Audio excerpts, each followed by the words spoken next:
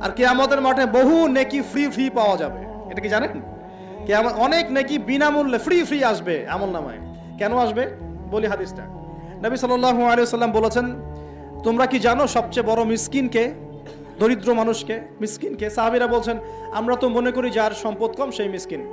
নবীজি বলছেন, না, প্রকৃত মিসকিন সে ব্যক্তি নয়। প্রকৃত মিসকিন সে ব্যক্তি যে কিয়ামতের মাঠে উঠবে উহুদ পাহাড়ের সমান নেকি নিয়ে উঠবে।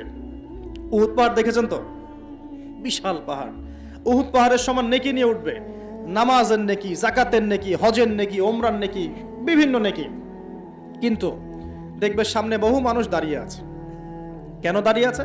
কারো কাছ থেকে টাকা নিয়েছে, টাকা শোধ করে নাই, কাউকে গালি দিয়েছে, কাউকে অন্যায়ভাবে অপবাদ দিয়েছে, কাউকে আঘাত করেছে, কারো উপর জুলুম করেছে ইত্যাদি। বিভিন্ন রকম মানুষের সাথে জড়িত পাপ ছিল, ঠিক আছে? কারো গীবত করেছে, কাউকে তহমত দিয়েছে ইত্যাদি। এখন আল্লাহ পাক বলবেন,